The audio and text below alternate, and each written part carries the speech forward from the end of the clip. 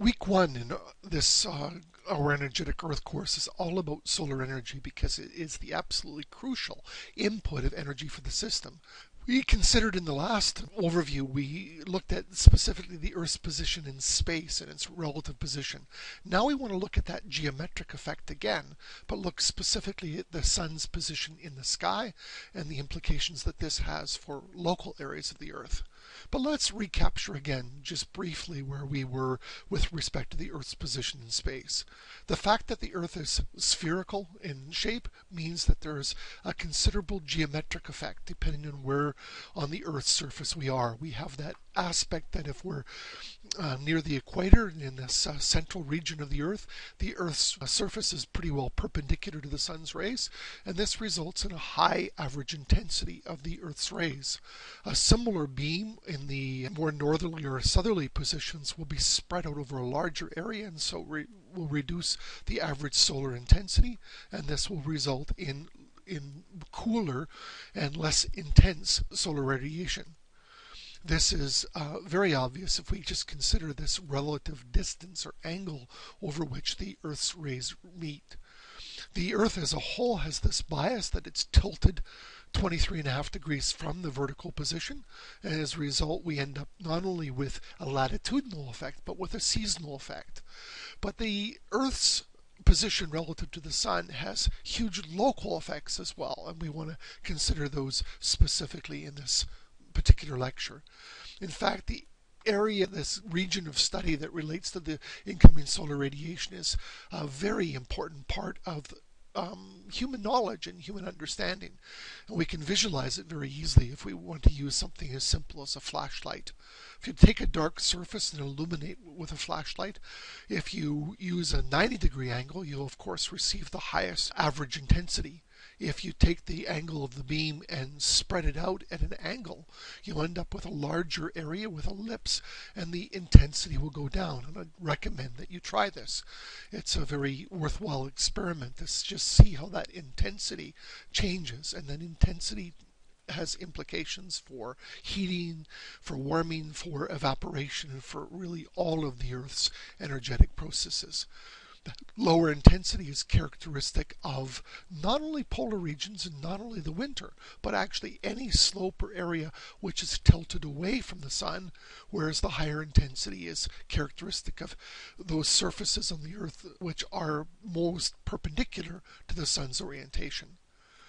Humans have been very much concerned with the Earth's experience of the sun since time immemorial. We recognize the sun rises in the east and it sets in the west and follows an arc across the sky. In fact, the ancients were always aware of that, the difference it makes with respect to shadows, the difference it makes with respect to heating, the coming of the seasons. We in modern urban areas are often much more oblivious, and one of the things we hope that this lecture will do is make you more aware again of the Earth's path. What we're showing here is a characteristic area in the northern hemisphere.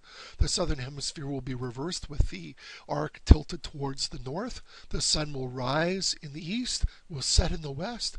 In the wintertime it will follow a very slanted arc, a very acute angle, and in the summertime it will rise, if we're above the Tropic of Cancer, it will rise to the north of east and will set to the north of west and will rise to a much greater altitude in the sky.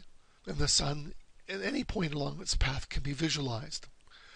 We can look at this more specifically if we look at a northern hemisphere location again, with looking at the Earth's experience of this sun's path from a position around 45 degrees north latitude.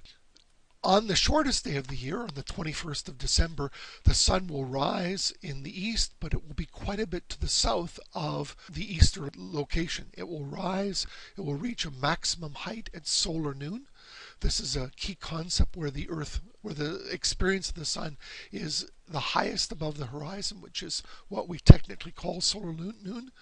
The actual experience of this is not necessarily at noon because it depends a little bit on where the local clock is relative to the sun's clock, and it also is influenced by things like daylight saving time. But in the winter time, that wouldn't be an issue. The sun will continue on its course and eventually set towards the west, but on the shortest day, it will be considerably to the south of that westerly location. We can visualize the shadows or the positions at different locations as the sun reaches the horizon.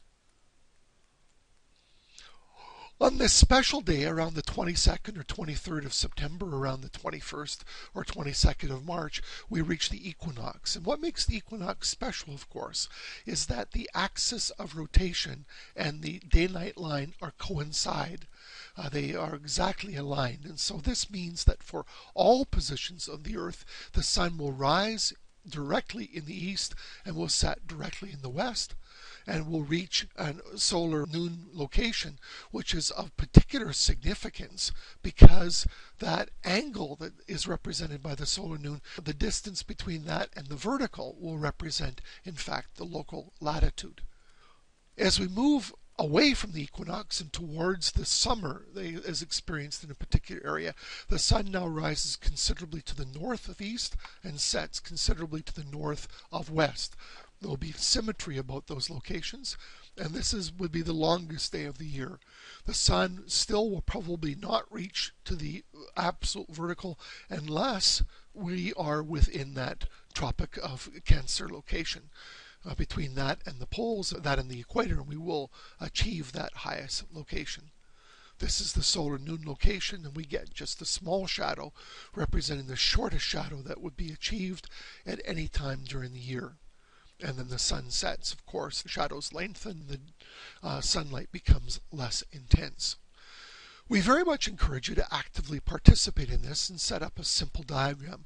Set up a small plot on a horizontal table in a position where you can measure the sun, and by simply setting up a vertical pencil and looking at the alignment of the shadow, you could plot the relative position of the sun in the sky and get a sense of where the sun is and how the sun migrates over the daytime, and become much more aware of that.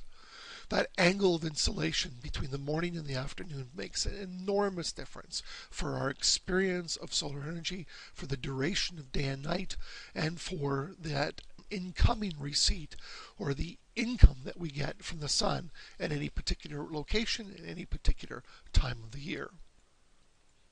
We can look from a slightly different perspective, and we can get that idea that the sun's path is very long on the longest day of the year, on typically the summer solstice, which in the northern hemisphere is around the 21st of June, and is much shorter during the 21st of December.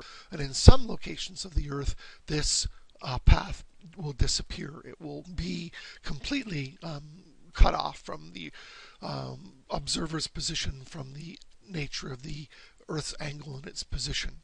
We can actually plot time of day on here as well. And if we were to plot 9 o'clock in the morning, we could, for all the different sun paths, get an idea of where that 9 o'clock in the morning line would lie. And we could also plot, say, 3 in the afternoon. And these two characteristic lines representing 9 in the morning and 3 in the afternoon, that 3 hours before solar noon and the 3 hours after solar noon, plots a kind of gigantic trapezoid. And that trapezoid has a name, and we would typically call that the solar window. It represents that aperture of the sky through which we receive the majority of our solar radiation. And depending on whether that window is large or small will dictate to a large extent how far south or how close we are to the equator, and also how much radiation we're going to receive at a particular location. The sun's position is technically measured in two specific measures. We can think of a generic kind of sun here that we plot at any particular point, and that compass angle that we receive is given this technical name of the azimuth. The azimuth angle is usually measured from the north. In this case, it would be approximately 130 degrees or so to the east of north. and that would represent the position of the sun in terms of a horizontal plane. But of course, its vertical angle makes a huge difference as well, and we measure that distance above the horizon is this angle representing from the horizontal to the sun's actual position in the sky, and that is representing the solar altitude. And so we have the azimuth angle representing the east-west or compass position of the sun, and its altitude representing its distance above the horizon. The special position where the sun is directly overhead, the sun need not be there, but that vertical position from your particular position of orientation is called the zenith. We can systematize a kind of plot like this and get an overall view by looking at where these angles are at different times of the year and at different locations on the Earth's surface. The sun rises in the east, will set in the west, and it will follow a course that will be dictated entirely by the time of year and by the latitude. In this case, we've drawn it for 35 degrees north latitude, and we have that overall path that the sun follows. The equinox, again, is extraordinarily special, not only because the sun rises due in the east and sets due in the west for all positions, but all positions on the Earth experience 12 hours of sunlight and 12 hours of nighttime. But this equinox angle at solar noon represents the maximum degree that the Earth is above, or the sun is above the horizon for that particular day, but the distance from 90 degrees to that actually represents the latitude. And so if we see 90 degrees to, at this point, this 55 degrees represents 35 degrees and is a confirmation that this is indeed a 35-degree north latitude. The sun's path as plotted on here gives us the potential of showing where the sun is in the sky for any particular time of day and for any particular location. So for 35 degrees north at 2 degrees, we recognize that the sun is going to be found at about 55 degrees to the west from south, and it's going to be at an altitude above the horizon of approximately 55 degrees.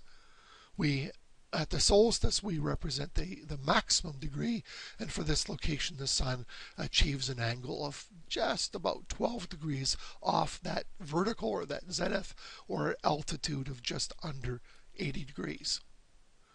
Another way we can display this information is a solar polar plot.